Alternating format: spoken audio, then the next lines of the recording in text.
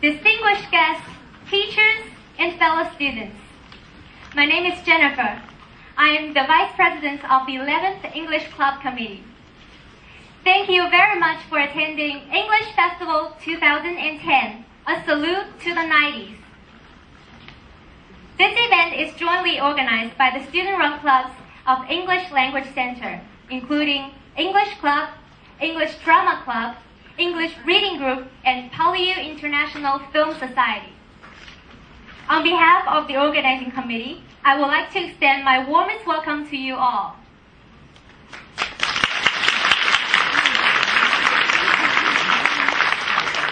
The English Festival last year was a great success, attracting thousands of students to participate.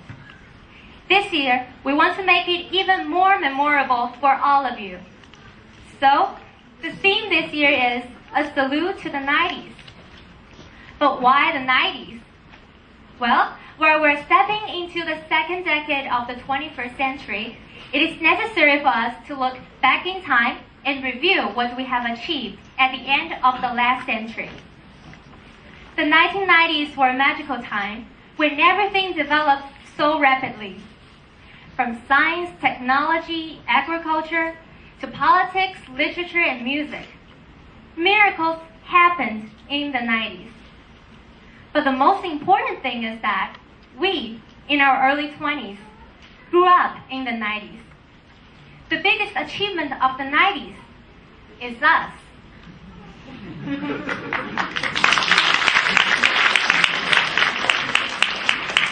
In this 4-day festival, we have prepared a great variety of activities for you. Starting from tomorrow, from 12:30 to 2:30, you're welcome to drop by our game booths on EF and FG podium and win yourself a great prize. There will also be exciting live performance of band music and dance featuring the 90s at 12:30 on EF podium. Every evening from Tuesday to Thursday, there will be serious film screening, The Colors of the 90s. Surely, the drama show tonight will mark the kickoff of the English Festival 2010. Before I end, I would like to show you a video. It's a dedication from the organizing committee for the achievements of the 1990s. Enjoy.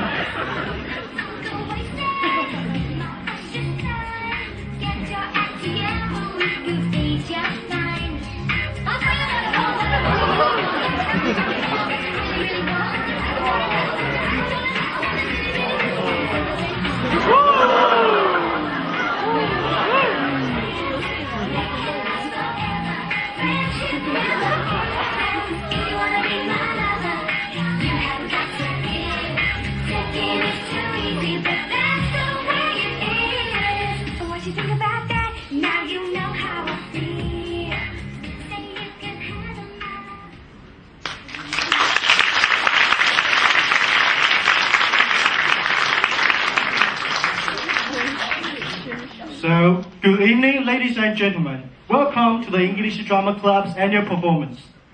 I'm Ice, the Vice President of the English Drama Club, as well as the producer of this play. Every year, EDC will present a student-run drama show, and tonight, we're honored to stage Bernard Shaw's Pygmalion. Pygmalion has been built on the screen and on stage for many times. And I believe that most of you might know the famous movie, My Fair Lady, starring Audrey Hepburn. It is an adaptation of Pygmalion. Besides, We have also made some adjustments of the original play so as to make this play more suitable on the stage. What we want is just to bring you a wonderful night. So now, just start the show.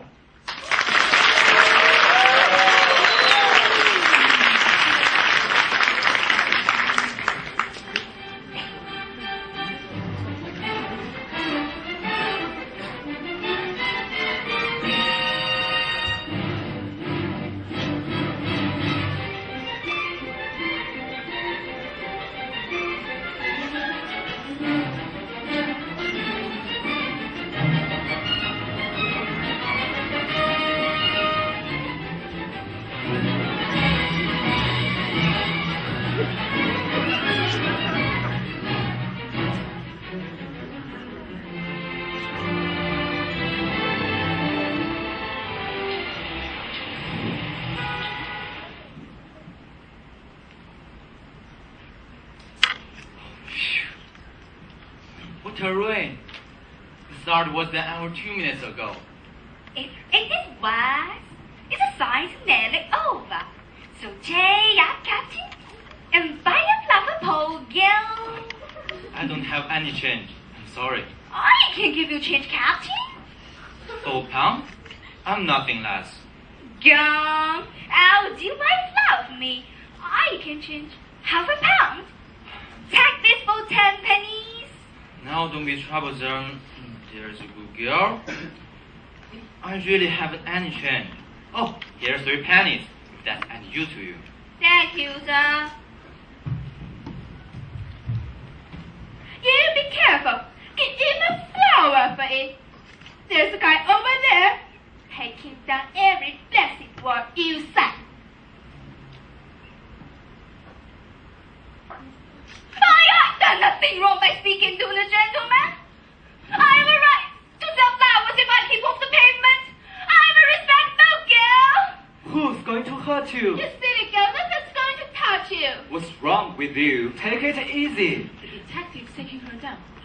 You took money from the gentleman. Oh, sir, don't let him charge me. Don't take me away and put me in the prison for speaking to the gentleman. There. Who's hurting you, you silly girl? Who do you think I am? It's alright. He's the gentleman. Look at show. She thought you was a detective. I got me my horse. I never said a word. Shut up. Do I look like a policeman? Now why you cut down me words? How do I know whether you cut me down right? You just show me what you wrote about me. Oh, what's that? That might proper writing. I can't read that. Well, I can. Cheer up, Captain. Buy a flower for poor girl. Wow, that's because I called him Captain?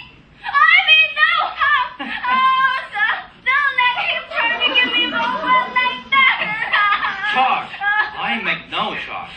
Really, sir, if you are a detective, you need not protect me against this young woman until I ask you to. Everyone can see that the girl meant no harm. You understand? He's a blooming busybody. That's what he is. I tell you, look at his shows. And how are all your people done, Chelsea? Who told you my people come from Chelsea? Never mind. They did. How did you come to be up so far east? You were born in Manchester. Now, what harm is in me leaving Manchester? I have to pay £4 and 6 pennies a week in rent. In real life, stop that noise. Oh. Come, he can't touch you. You have a right to live where you please. Do you know where I come from? Hoxton. Oh God, he's right. He knows everything. What about me? Do you know where I'm from? Cambridge. But you spent time in India recently.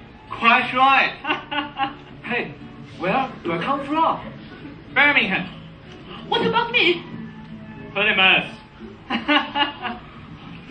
That really surprises me. How do you do it? If I may ask? Simply phonetics. The science of speech. That's my profession and also my hobby. I can place anyone exactly where he lives in London by his accent. But can you make a living of it? Oh, yes. I earn a lot by it. Let him mind his own business, a little poor girl. Woman, stop this horrible boo-hooing, or else seek another place of shelter. I have a right to be here. If I like, same as you. A woman who utters such a depressing and disgusting sound has no right to live. Remember, your native language is the language of Shakespeare and the Bible. Don't sit here crying like a silly pigeon. Ah, heavens! What a sound! Ah! You see, this creature, with the countryside English, in 3 months, I could pass off as a duchess at the ambassador's party, to say nothing of a lady's maid or a shop assistant. What's that you said? I said, you, I could pass you off as the princess. Can you believe that? Of course I can. I myself am a student of the Indian dialects. And Are you? Do you know Colonel Pickering, the author of spoken Sanskrit? I am Colonel Pickering. Who are you? Henry Higgins, the author of Higgins Universal Alphabet. I came from India to meet you. I was going to India to meet you. Higgins. Pickering. Oh, I live at 27A Wimpole Street. We are staying. Oh, I'm at the Carlton Hotel. why not stay at my place? You're in London now. Come with me. Fire flower, kind gentlemen. I've no money to find me a room. I really haven't any change. I'm sorry. Hey. Liar. You said you could change £0.5. You want to spit the windmills you want? That's the whole blooming basket for 10 pennies. Oh, it's late. Okay, flower girl. Take this money. Have a good night. Pickering.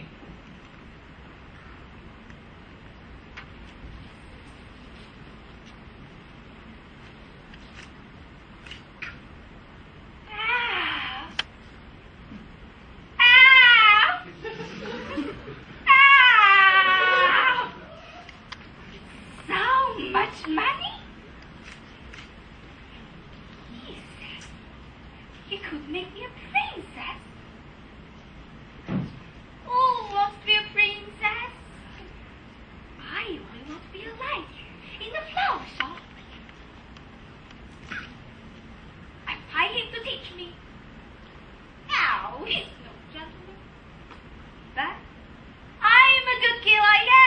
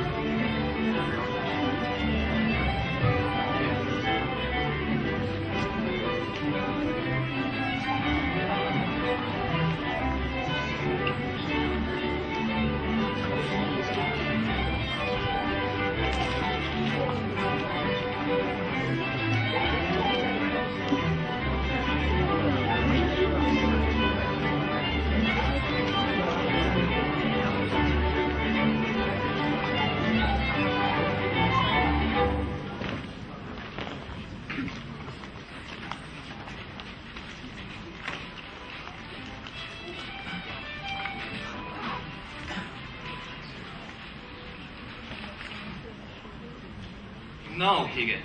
I can only pronounce 24 distinct vowel sounds.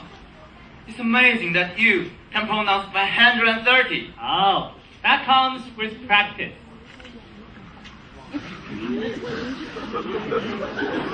What's the matter, Mrs. Spears? A young woman is asking to see you, sir. A young woman. Has she interesting accent? Oh, something terrible, sir, really. Good. Let her in. Very well, sir. It's for you to say. Oh, Pygmalion.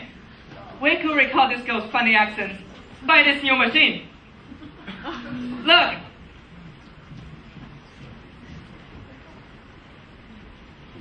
This is a young woman, sir. Why? This is girl I met last night. I've already heard her accent. She's of no use. I don't want you. Don't say that. I come to have lessons I have. And I'm ready to pay for it. Oh, this baggage is bringing me business, huh? Now I would be called a baggage.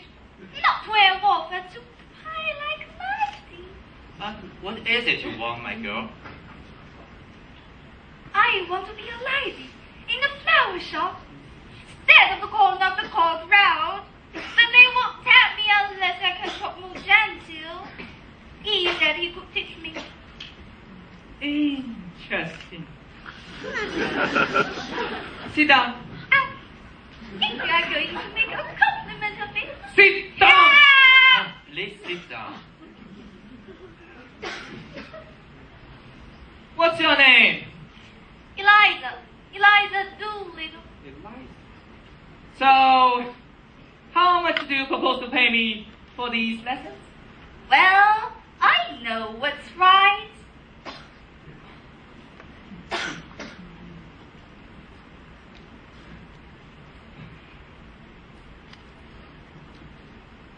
I won't give him more than a shilling. Take it or leave it. A shilling. A shilling is 50% to this girl's daily income. Oh, Pygmalion, do you realize that shilling to this girl is 60 pounds to a millionaire? That's a lot of money. I never offered you 60 pounds. Shut up, shut up. But I ain't got 60 pounds. You silly girl. But somebody is going to catch you with a stick if you don't stop crying. Sit down.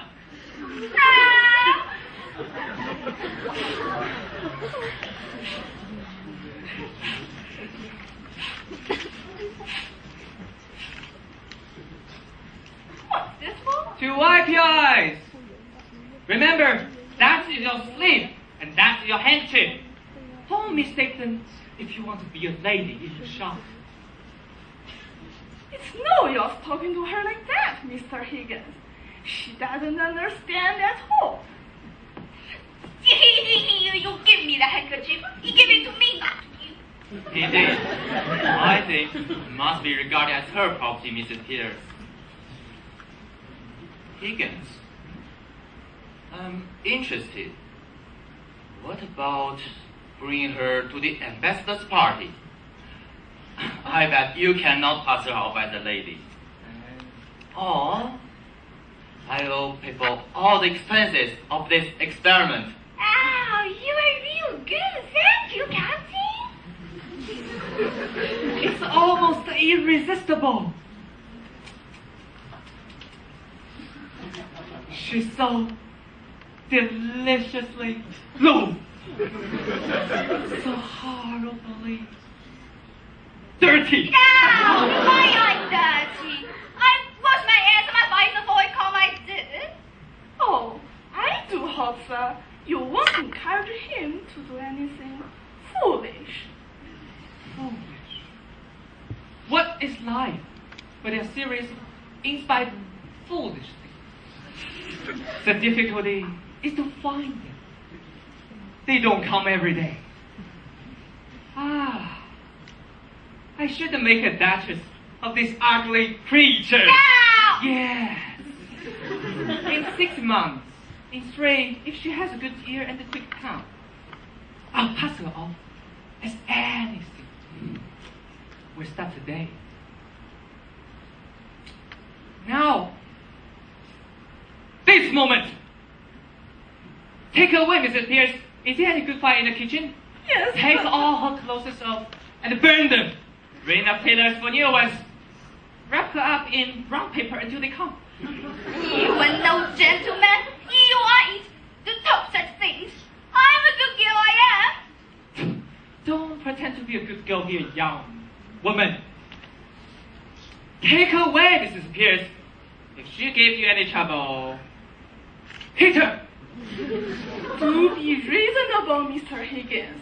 I want to know on what terms the girl is to be here, and what's to become of her when you have finished your teaching. What's to become of her if I leave her to the gutter? Tell me, Mrs. Pierce. That's her own business, not yours, Mr. Higgins. So, we can throw her back to the gutter, and it will be her own business again. That's all right. You no silly you. You care about nothing but yourself. Here, I've had enough of this. I'm going. Oh, have some chocolate, Eliza.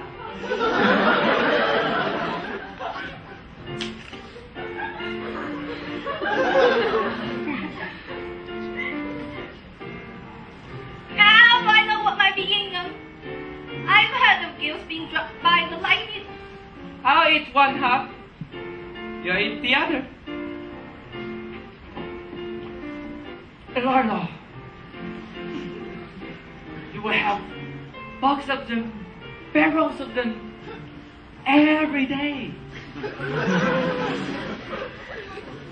You should live on them. Think of that. Now I wouldn't I mind it. Only I'm too lazy like to take it out of me now. Mr. Higgins, you're tempting the girl. It's not right. She should think her future. At her age? Nonsense. Liza, now just think of chocolate and diamonds. I want no diamonds. I'm a good girl, I am. Excuse me, Higgins, but I must interfere. If the girl is to be here for 6 months, she must understand what she will be doing. How can she? She's incapable of understanding anything. Besides, do any of us understand what we're doing? If we did, would we ever do it? Very clever, Higgins, but not to the point. It's too little. Ah! There! That's what you get out of Eliza. Ah! Eliza, you're to live here for the next 6 months, learning how to speak beautiful. If you do whatever you're told, you should sleep in the proper bed and have money to buy chocolate. If you're naughty and lazy, you will sleep in the back kitchen and be hit by Mrs. Pierce. At the end of 6 months, you shall go to Buckingham Palace in the carriage beautifully dressed. If the king finds out you're not a lady, your head will be cut off. If you're not found out, you should have a president to start life with as a lady in the shop. If you refuse this offer, you will be the most ungrateful girl. Now, are you satisfied? I think you would better let me speak to a girl properly in private. That's all right. Take her to the bathroom. Hey, Grace. You are a great bully, you are. I will strike if I don't like. I won't let anybody hit me. I'm a good girl, I am. Excuse the straight question, Higgins. Are you considered as a good man among women? I'm not. And I don't care. Women upset everything. They always bother you when you're doing business. So here I am, a confirmed old bachelor and likely to remain so. Oh, come on, Higgins. You know what I mean. You must be responsible for the girl. If you please, sir, the trouble has begun already. There's a garbage man downstairs, Alpha Doolittle, wanting to see you. He says you have his daughter. I say, Send him up. I'm afraid we will have some trouble with him. No. We must get something interesting out of his accent. Oh, Doolittle, sir.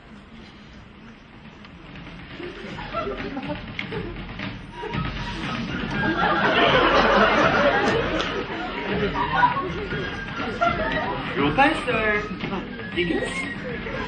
Sir, good morning. Sit down. Morning, Governor.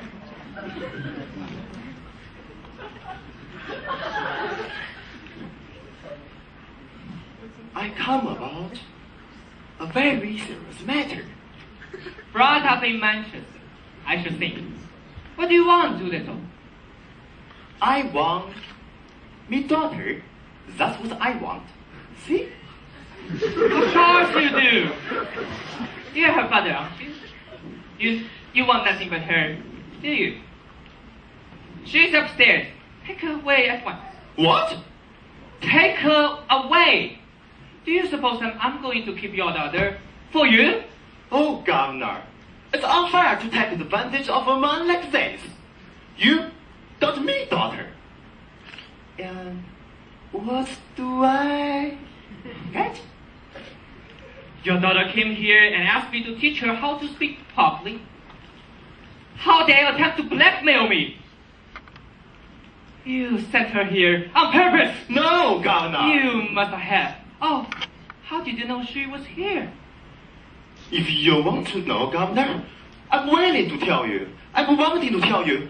I'm waiting to tell you. Oh, Catherine, this man has a gift for speech.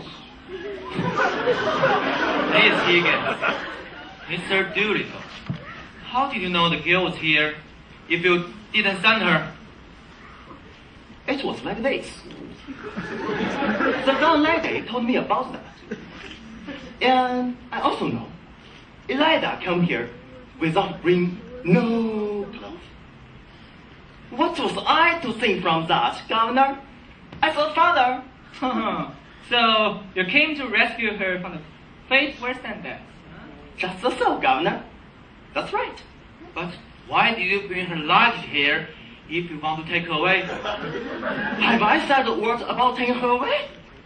Have I not? You are going to take her away. Double quick. No, Governor. Don't say that. Mr. I'm Samir. not the man who sends me go side. And This is Eliza's father. He has come to take her away. Give her to him. You can wait in the kitchen. This way, please. this is a misunderstood. Listen here, Governor. You and me are men of the world. And we? A man of the world. Are we? Yeah. You'd better go, Mrs. Pierce. I think so indeed, sir. You can continue, Mr. Doolittle. Thank you, Governor. Well, the truth is, if you want her, I don't mean to have her back. All I ask is married as a father. And you can't expect me to have her go for nothing. What? 5 pounds note to you. And what's 11 to me? Do you mean to tell me that you will sell your daughter for 5 pounds? Don't say that, Governor. What am I? I'm undeserving poor. That's what I am. I'm undeserving. And I mean to go on being undeserving. However, when I feel low, I also need a bit of amusement. A song. A band. Cause I'm a thinking man. How can you take her away without leaving me anything? I found her and clothed her, and it's me who brought her up. Is 5 pounds So unreasonable? It's irresistible. I think we must give him 5 pounds. I'm afraid he will make a bad use of it. Oh. Not me, Governor. Not me. The 5 pounds can give pleasure to me, employment to others, and satisfaction to you. To think it's not being thrown away. You couldn't spend it better. Could you? 5 pounds. I think you said, huh? Thank you, kindly, Governor. Here you are. Thank you.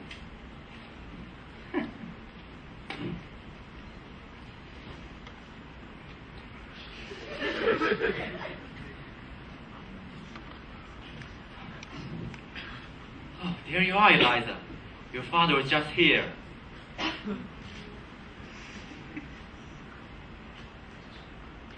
My father? How? He must come to get money for beer. Hope you haven't gave him any. I'll never talk about him.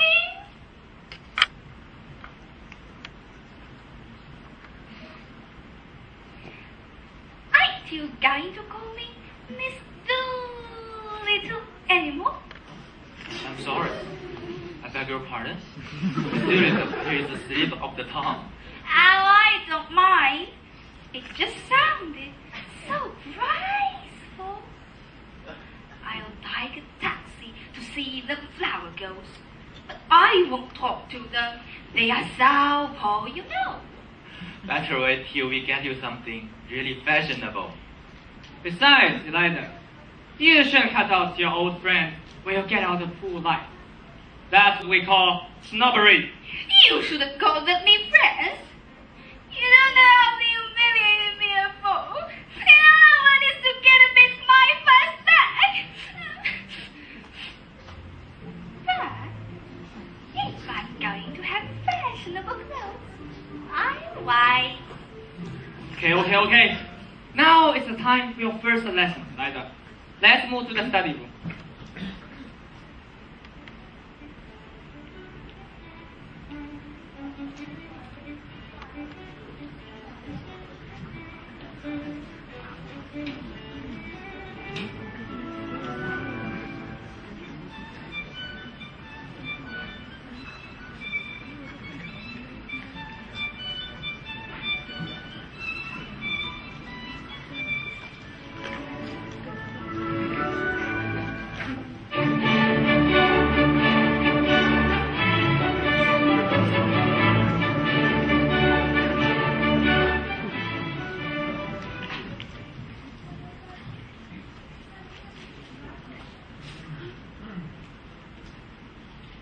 Sit here. Now, Eliza, say it. Do you think I know nothing? I know these letters. Say it. Say it, Miss Doolittle. Do what he told you and let him teach you in his own way. Yeah, if you put it like that.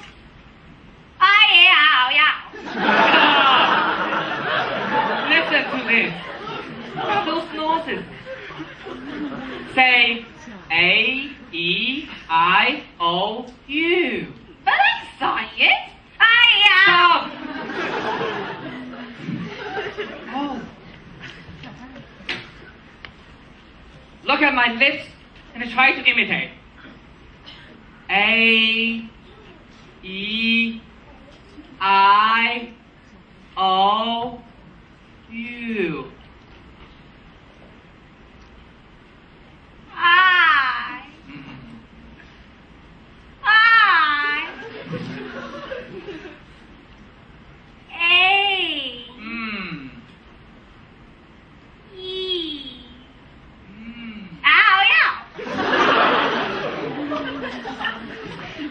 Again. A-E-I-O-U.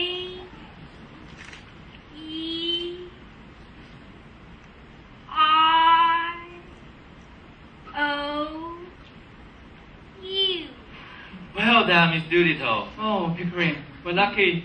She ain't that stupid, huh? Give her a check.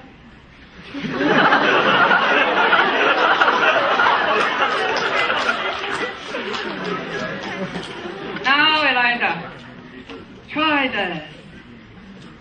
The rain in Spain stays mainly on the plain.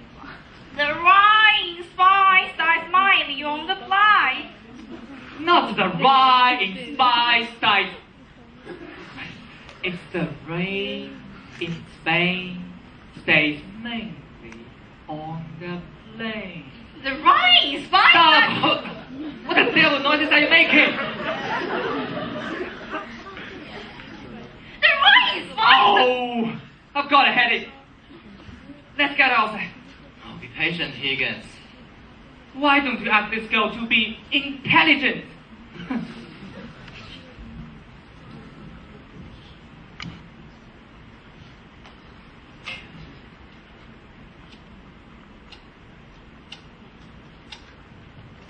The rain in Spain stays mainly on the plain. The rain, Spain.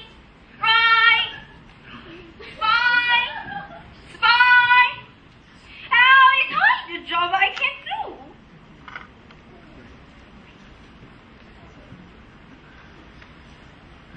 Diane, stupid. Diane know nothing. I need no Higgins. I can do it myself. I can. The rain is fine, stays mainly on the plain. The rain is fine. What the devil is that noise? Eliza, it... You silly girl. How dare you sleep before I do? I did this all for you. You're sleeping.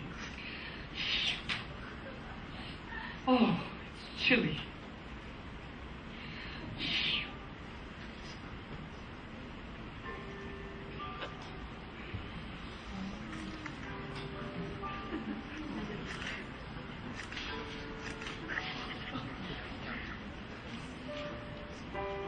You silly girl.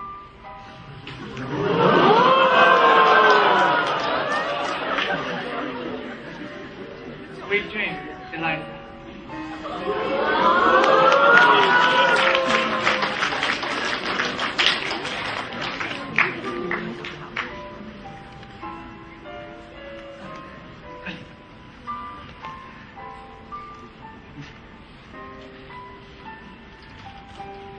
Good night, Professor Higgins. The rain is fine, stays mainly on the plain. The rain is fine, stays mainly on the plain. The rain is fine, stays mainly.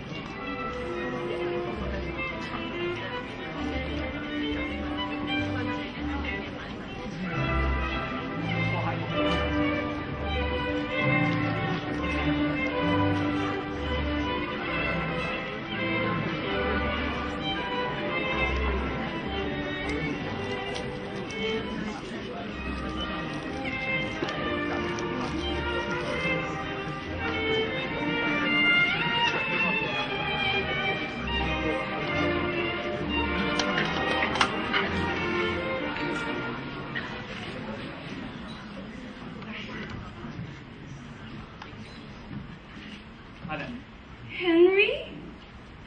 What are you doing here today? It is my home visitor. You promised not to come. Go home at once. I know, Mother. I came on purpose. I picked up a girl. Does that mean that girl has also picked you up? Oh, not at all. I don't mean a love affair. What a pity. Oh, she's a common flower girl. I've taught her to speak properly. and she's to keep only 2 subjects. The fine weather and how do you do. That's what we say. Safe. How can you be so silly, Henry? Well, she must talk about something. Don't you worry. Pickering is with me. I bet him I'll pass her off as a princess. I started teaching her some months ago and she's smart. But what? you see, I've got her pronouncing all right. But you have to consider not only what a girl pronounces and how she pronounces. And Mr. Freddie Hill. My dear uncle, I missed you so much. Oh, my Freddie, you're most welcome in my home. how the devil do I have a cousin with a Liverpool accent? Henry, you are a life and soul of Royal Society. Mind your words. My dear cousin, we met a few months ago. It's so nice to meet you again. Excuse me, but I can never remember plain people. Colonel Pickering. How do you do, Mrs. Higgins? Good morning. So glad you've come. I've heard a lot about you from my son. This is my nephew, Mr. Freddie Hill. Has Sarah told you what we've come for? We were interrupted. Damn it. Oh, don't say that word, Henry. Miss Doolittle. Oh, here she is, madam.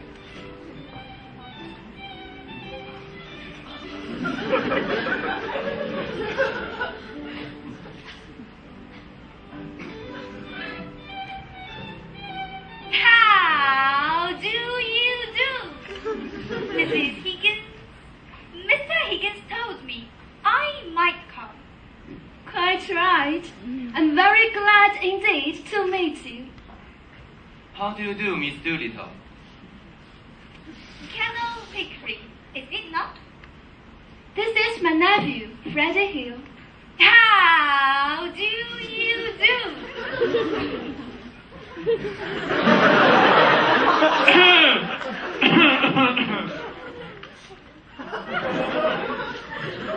Please sit down and have some tea.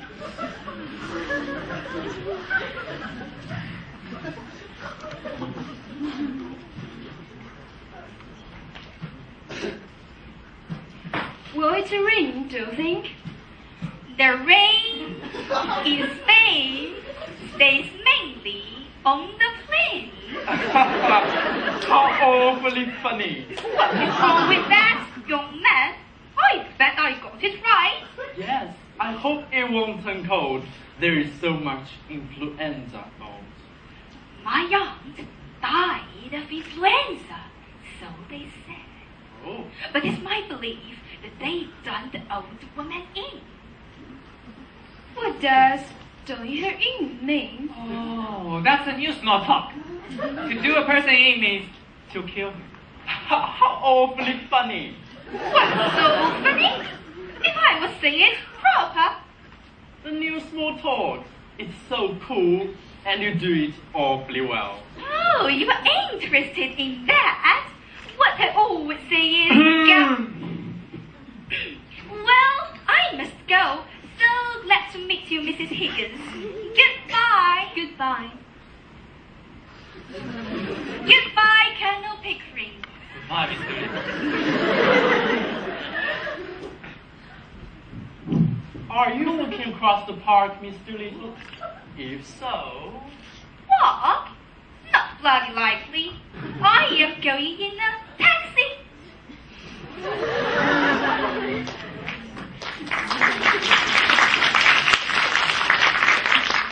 What a beautiful lady.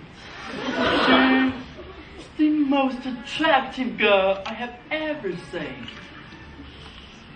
Oh, I have fallen in love with her.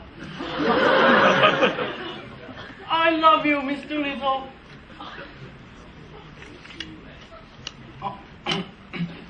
Well, time for me to go, and I find the new small talk delightful and quite innocent. Goodbye, everybody.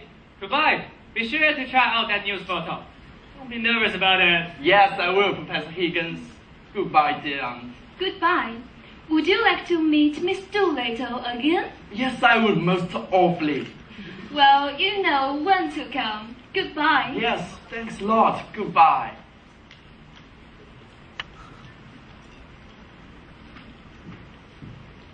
Well, Mother, is Eliza presentable?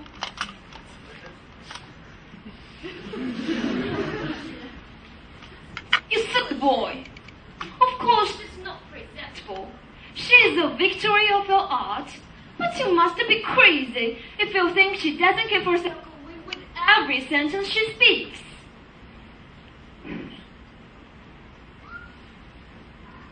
Colonel Pickering, will you tell me what the exact state of things is at Wimpole Street? Oh, I have come to live there with Harry. We think it more convenient to work together on Eliza. Is the girl live with you? Is she a servant? If not, what is she? Oh, I know what you mean, Mrs. Higgins. Oh, we work around her every day for months. Besides, she's useful.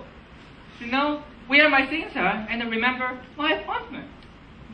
You certainly are pretty pair of babies. Playing with a little dog. Playing? It's the hardest job I ever tackled. But you've got no idea how frightfully interesting to change her into quite a different human being by creating a new speech for her. Yes, it's enormously interesting. I assure you, Mrs. Higgins, we take Eliza very seriously. Every day something new changes. And we keep record of our stage. Yes, she regularly feels of Eliza. Doesn't she, Pig? Yes, we are always talking about Eliza. Teaching Eliza. Dressing Eliza. Inventing a new Eliza. Sorry, I beg your pardon. Colonel Pickering, don't you realize that when Eliza walked into Winkle Street, something walked in with her? Oh, her father did. But Harry got rid of him. Yes, I did. No, you two infinitely stupid male creatures. A problem of what is to be done with her afterwards. I can't see anything in that. She can go her own way with all the advantages I have given her. Advantages? You make her into a fine lady without giving her a fine lady's income. She can't walk any longer as a flower girl, not as she is now. Do you not understand the problem? Then we will find her some light employment. Yes, don't worry about her, Mrs. Higgins. Goodbye. Goodbye, Mother. Let's take her to the Shakespeare exhibition. She will imitate all the people for us when we get home. Romeo, Romeo, Romeo. Fabulous. Oh, man. Man. Man.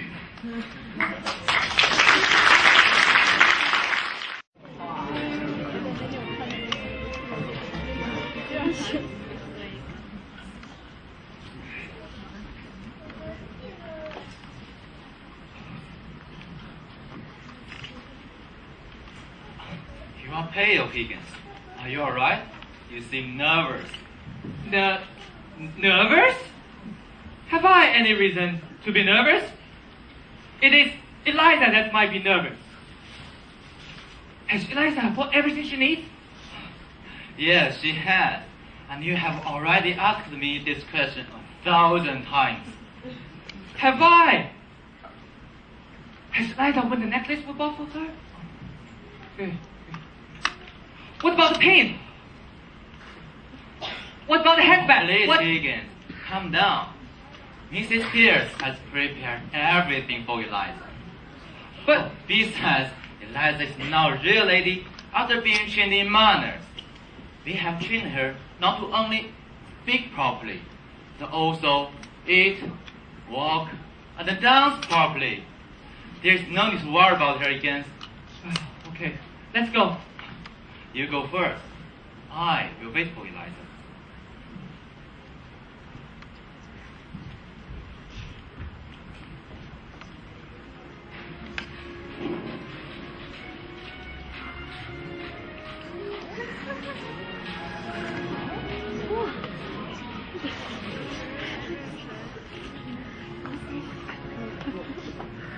Professor Higgins.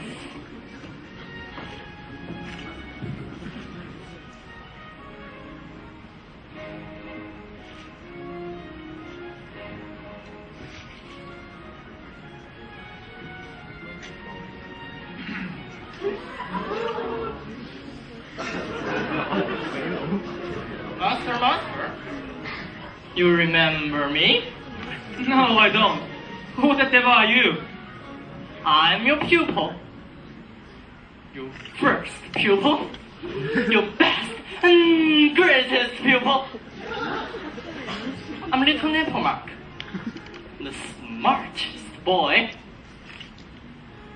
You taught me phonetics. You cannot have forgotten me. What are you doing among these famous people? I'm an interpreter. I speak 32 languages. I'm important at these international parties. You're a great specialist. You can place a man anywhere in London the moment he opens his mouth. I can place any man in Europe. You are wanted upstairs. Her Excellency cannot understand the Greek gentleman. Thank you, yes, immediately. Master, see you later. Go and mind your own business.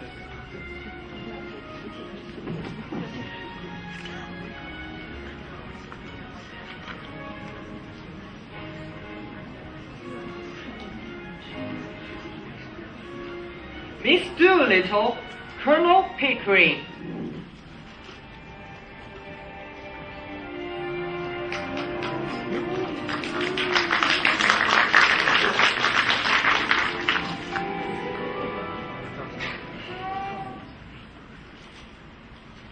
Ladies and gentlemen, Her Excellency.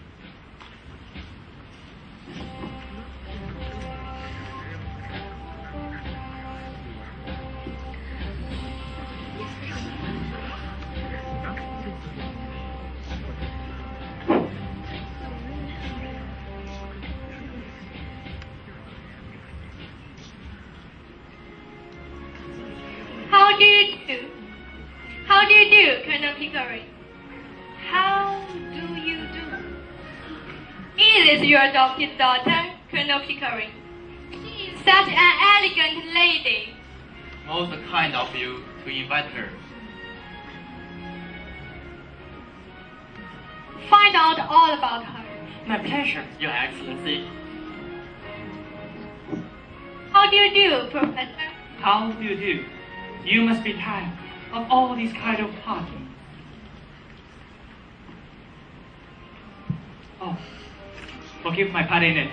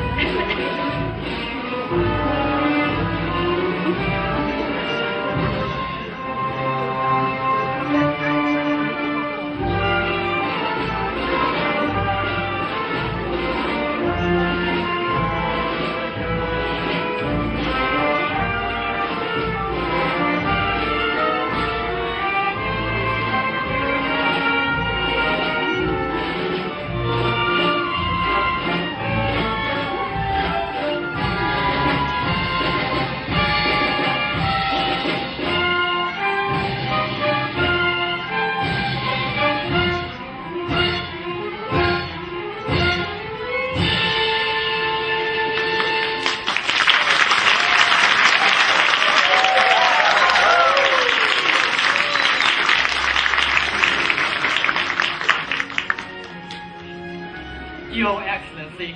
Oh, there you are, Mr. Nepomuk. Have you found out all about the dear little lady? I found out all about her. She's a liar. A liar! Oh no! Yes. She cannot deceive me. She's not English. Oh, nonsense! She speaks English perfectly. True. She was very clever. She said, "Please speak to me in English. I do not understand French." French? She pretends not to know the difference between Hungarian and French. Impossible. She knows both. And in the royal blood? How did you find that out? Only royalty can produce such a fair lady. Look at her charming eyes. She's a princess. What do you say, Professor? I say, an ordinary London girl taught to speak by an expert. Oh, master, you are mad on subject of London dialects. The London gutter is the whole world for you. What does your excellency say? Oh, of course I agree with Mr. Nepomuk. She must be a princess, at least. I stick to my opinion. Oh, you are stubborn.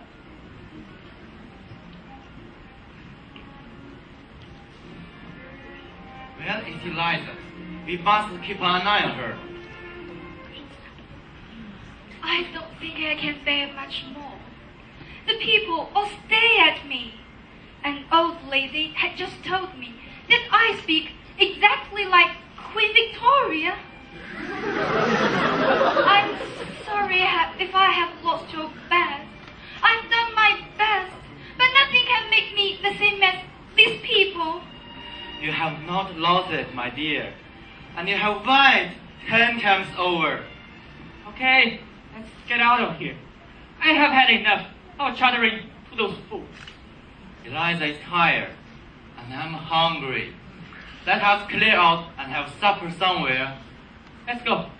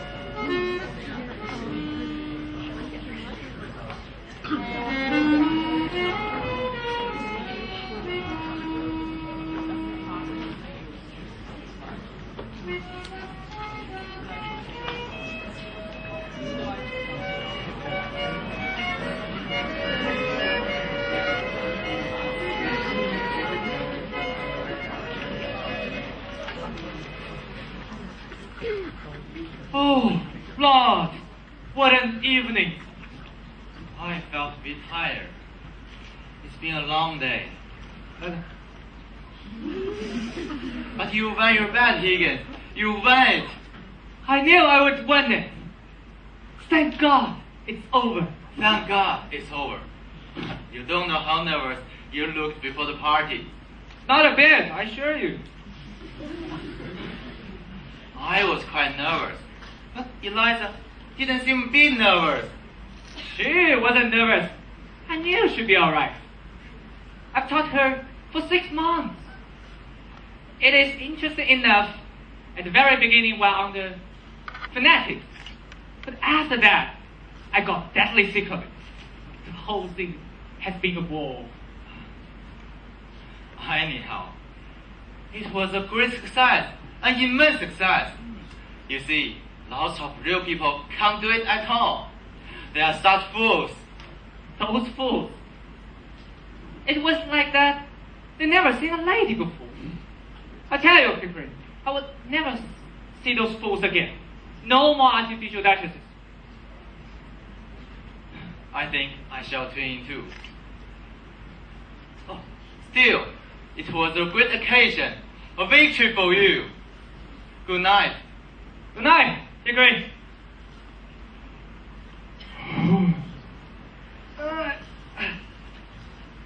Put out lights, Eliza.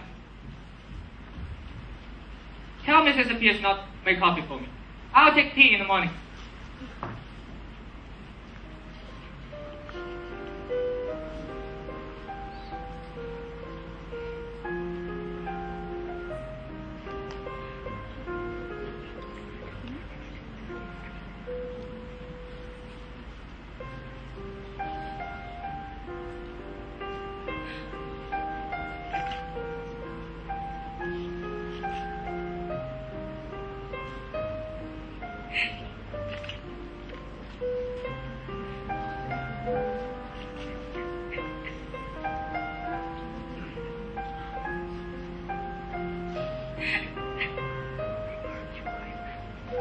Where are my slippers?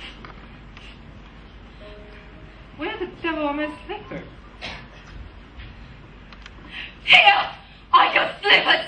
And here, take your slippers and may you have a good night with them. What on earth? What's the matter? Get up, get up, get up.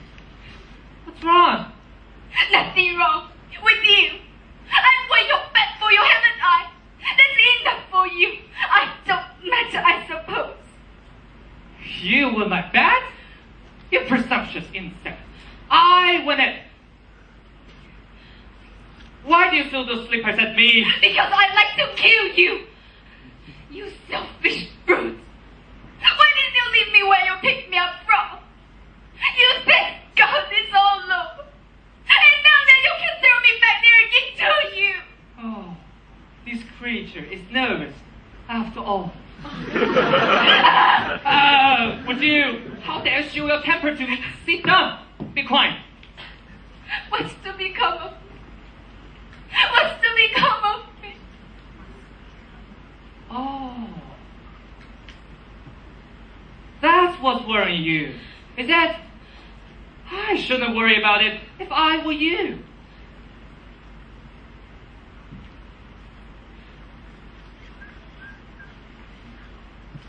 Eliza, you could marry. Most men are the marrying sort, unlike me. And you're not bad looking. You're what I would call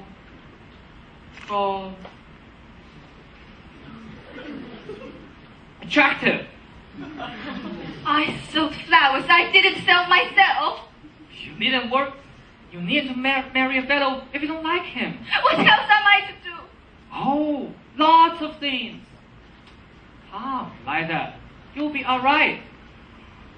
I must go to bed. I came down for something, but I forgot what it was. Your slippers. Yes, those slippers. You threw them at me. Before you go, sir, Huh? though my clothes belong to me or to Colonel Pickering, he might want them for the next girl you pick up to experiment on. All I want to know is what I might take away with me. I don't want to be accused of stealing. Stealing?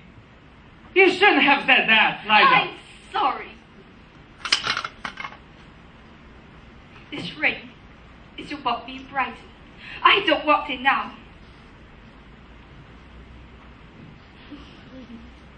Don't you hit me! hit you. It is you who have hit me. You have wounded me to my heart.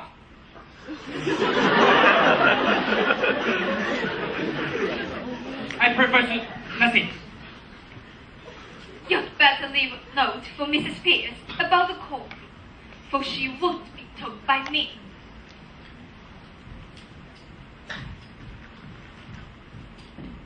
Damn Mrs. Pierce! And damn the coffee! And damn you! Such a heartless flower girl!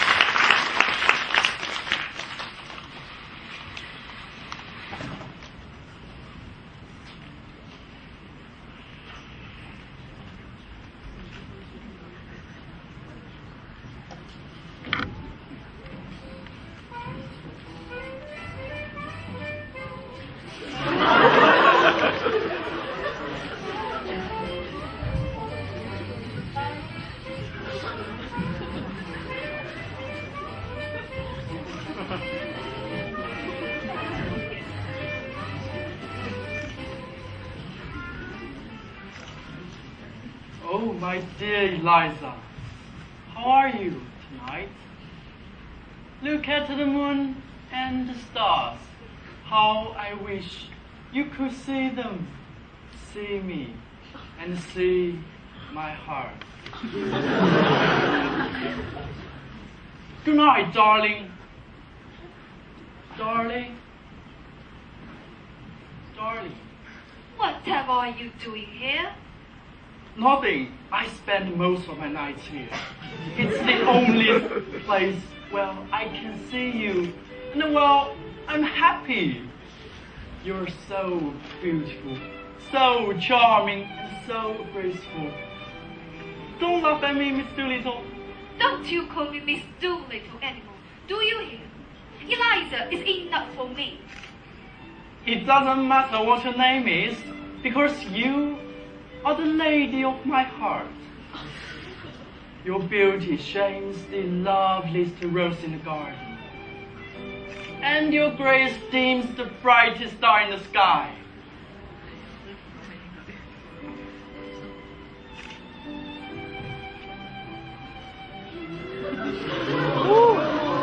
Will you please marry me? Would you still marry me if I was a flower girl? Don't say that.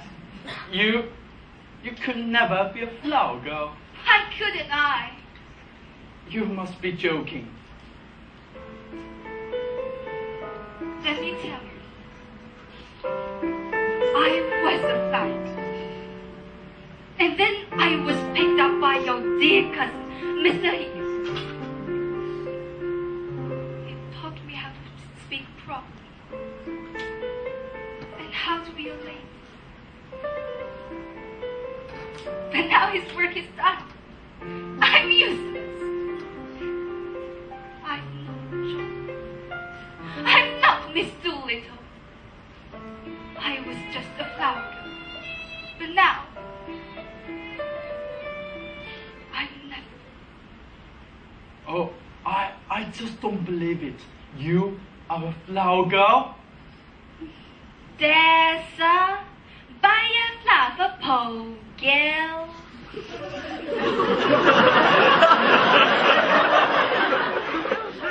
Oh, you liar. You actually pretend to be a lady. Disgusting. How dare you treat me like this? You think I'm a fool?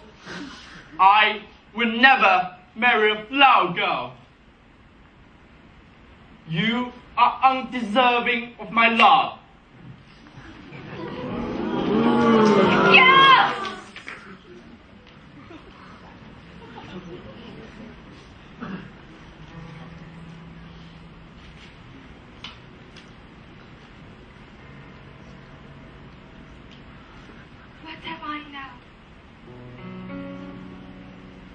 I going to do?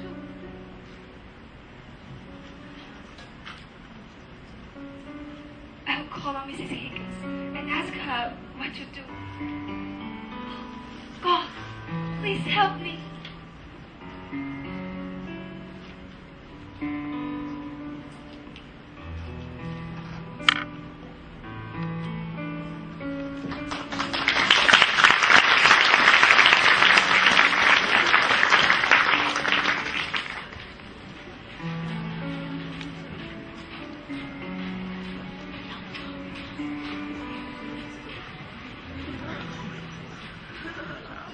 Mr. Henry Mellon is outside with Colonel Pickering. He looks quite worried. If you had told me that Mr. Henry was not worried, it would have been more surprising. Tell them to come up. I suppose he's lost something important. And go tell Miss Doolittle that Mr. Henry and the Colonel are here. Ask her not to come out till I send for her. Yes, ma'am. Look here, Mother! Here's a horrible thing. Good morning, Mrs. Higgins. Sorry to you. Good morning. What is it? Eliza has disappeared. You must have frightened her. Frightened her? Nonsense.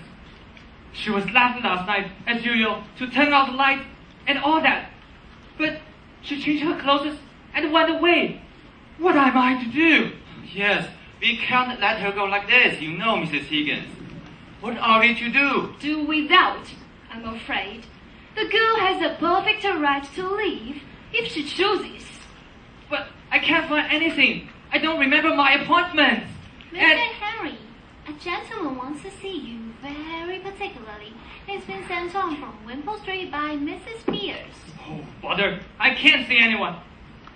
Who is it? A Mr. Doolittle, sir. Doolittle? Do you mean the garbage man? Garbage man? Oh, no, sir. Gentleman. Set him up, quick. Yes, sir.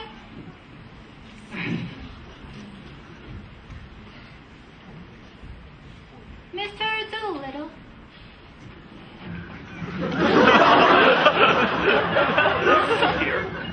You done this. Found what, man? Where is Eliza? This, I tell you. Look at this pot. Good morning, Mr. Doolittle.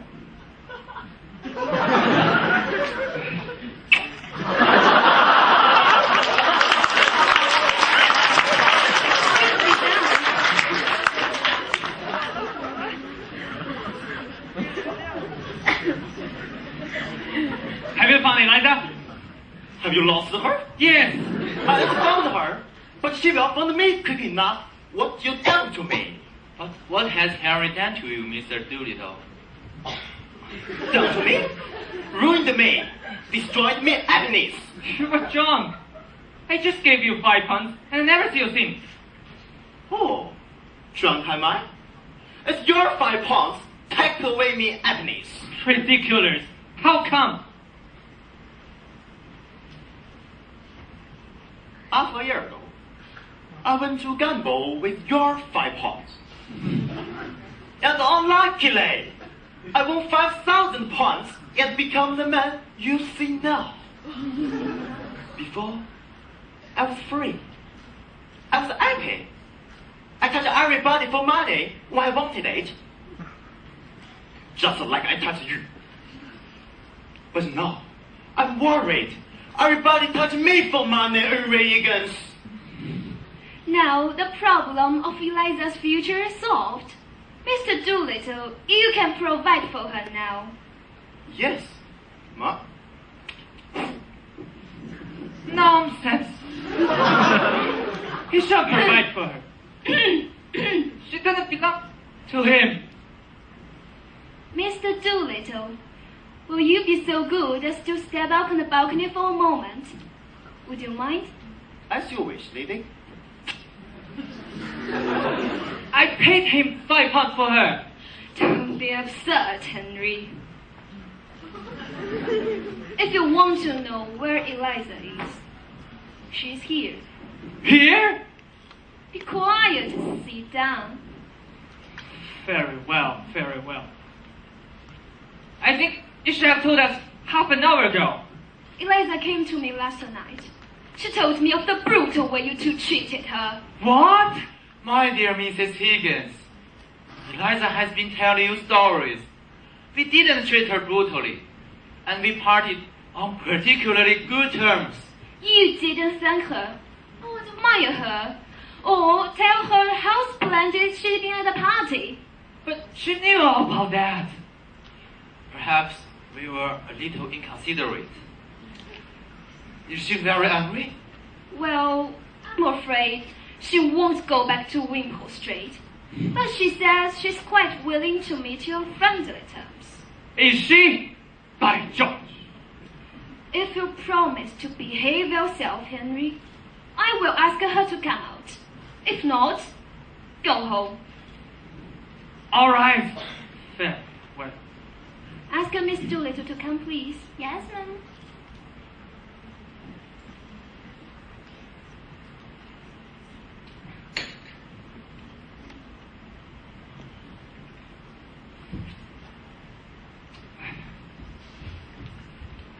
where the devil did that go? How do you do, Professor Higgins? Are you quite well? Of course you are. You are never ill. So glad to see you again, Colonel Pickering. Quite chilly this morning, isn't it? How dare you try this game on me? I taught it to you, and it doesn't take me. Get up and go home. Very nicely put indeed, Henry.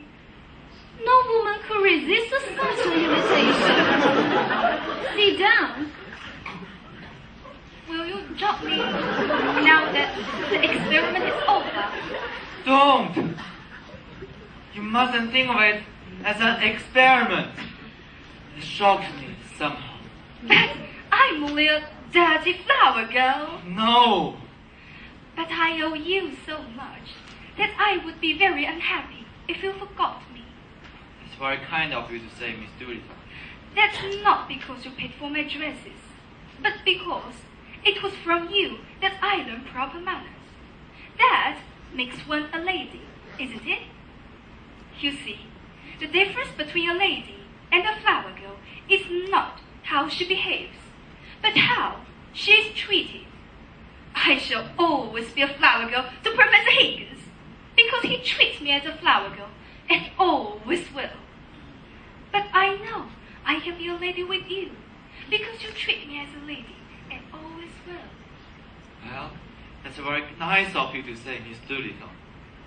You are come back to Wimpole Street until you will forgive Higgins. Forgive? Will she? Let her go. She'll be back to the gutter soon without us. Eliza, you won't, will you? Never again. I don't believe I could make one of those old songs. Ow! Just so. Ow! Ow! Ow! Victory! Victory! Don't look at me like that, Eliza. It ain't my fault. I come into some money.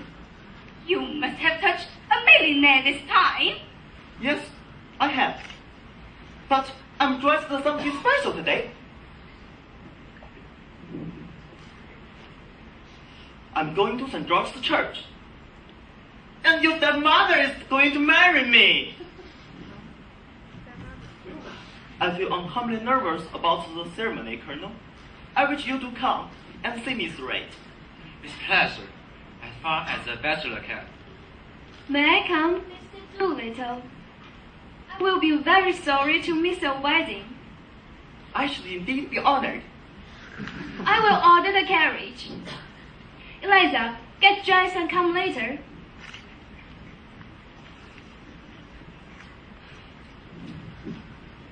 Before I go, Eliza, do forgive Higgins and come back to us.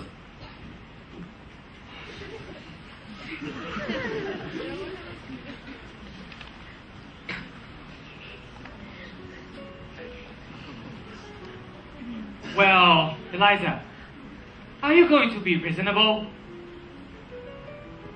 You want me back? Only to pick up your slippers and put up with your tempers and do everything for you. I haven't said I want you back at all. Oh, indeed. Then what are we talking about? About you, not about me. If you come back, I shall treat you as I have always treated you. I can change my manners, and I don't intend to. My manners are the same as Colonel Pickering's. That's not true. He treats a flower girl as if she was a duchess. And I treat the Duchess as if she was a flower. See? Second to everybody. Just so. Eliza, the great secret is not having good manners or bad manners or any particular sort of manners, but having the same manners for all human souls. Amen.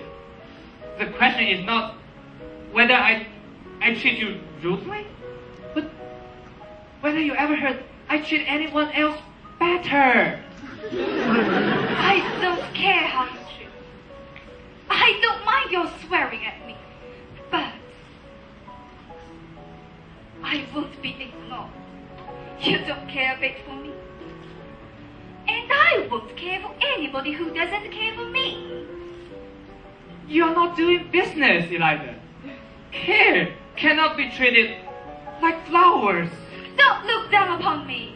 What is wrong with it if I sold flowers? I never looked down upon you, anybody in my life.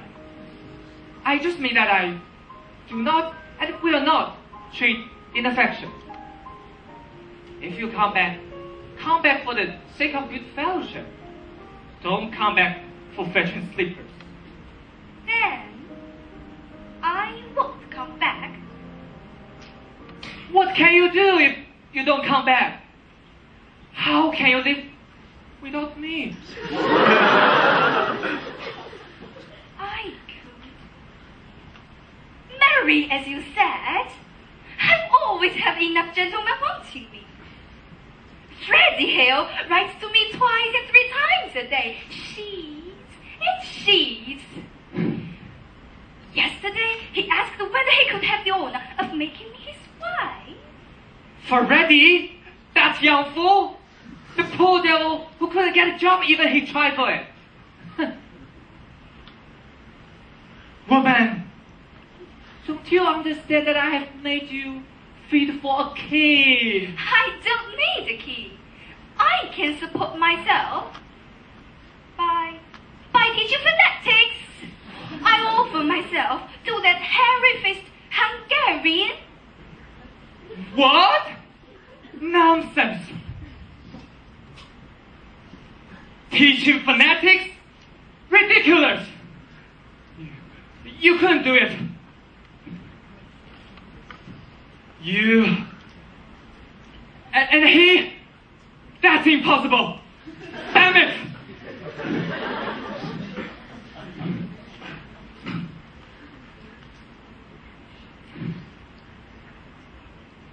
Are you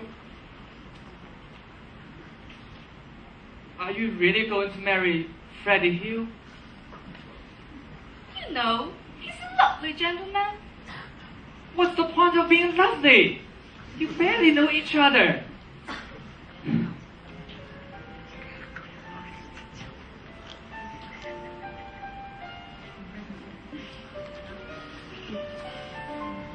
You never ask yourself whether I know you better.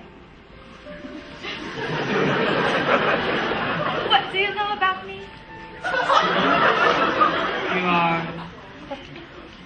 You are smart and thoughtful. It was fun teaching you. You light up my life. A little bit.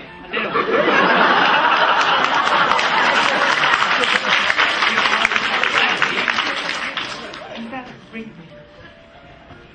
You like white dresses with lace. You get allergic to strawberries.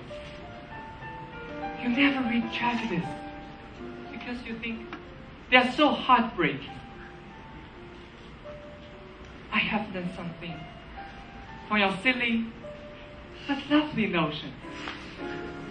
I confess that humbly and gratefully. Thank you. And I've become used to your voice and appearance. I rather like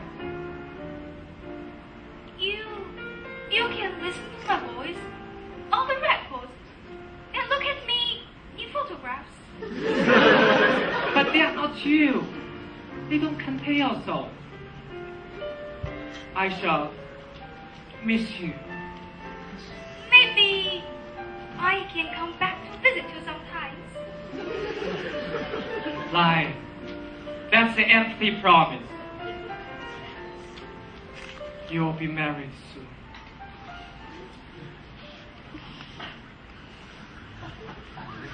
What if I am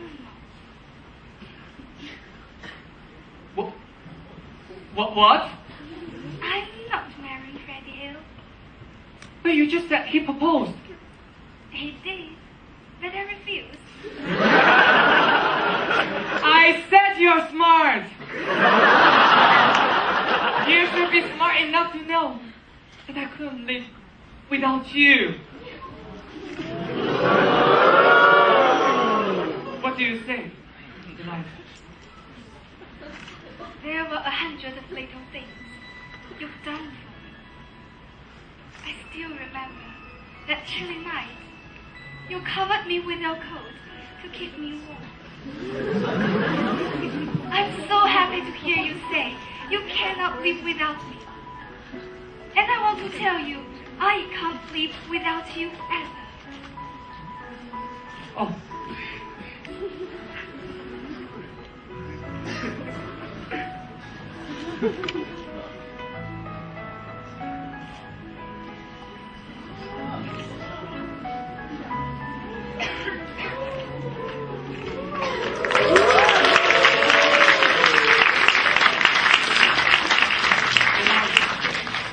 You're always in my heart.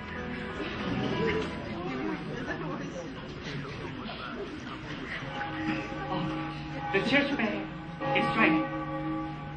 Let's go to the church. Shall we?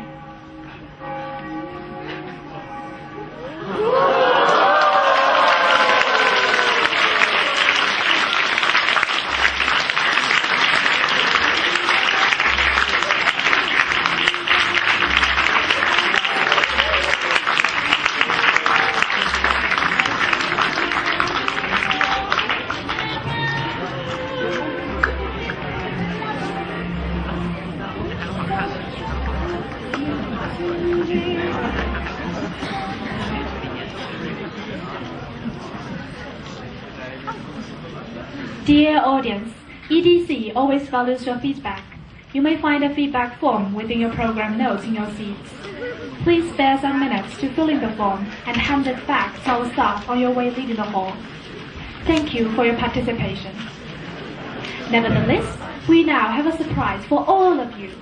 Let's together enjoy a video.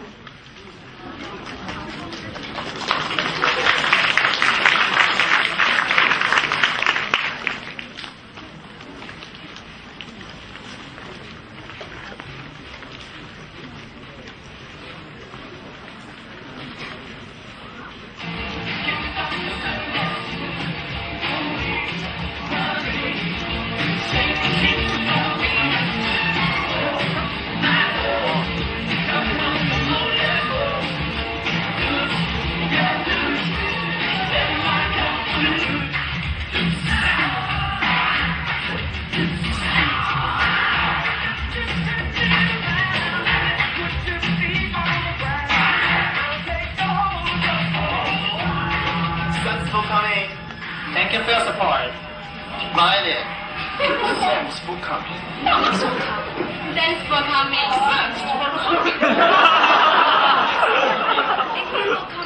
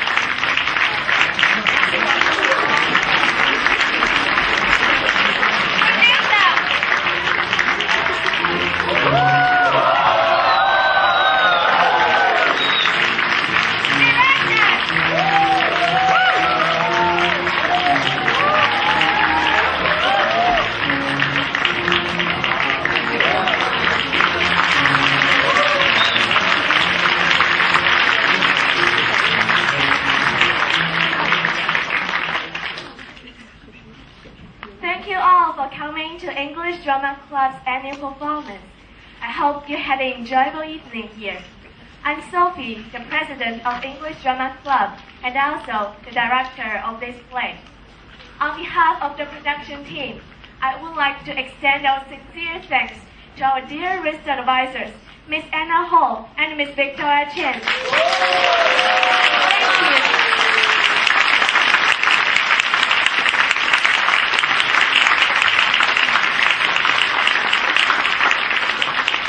I also want to thank our adorable facilitators, Holly, Rob, Elizabeth, and Chris.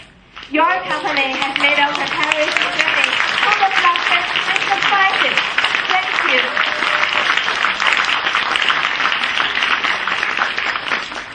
Among all the people I want to thank, I would like to thank you, the production team, most. It is your hard work that has made our performance a perfect show. Word fails me at this moment to express the grateful feelings I have for you. All I can say is thank you. Thank you all.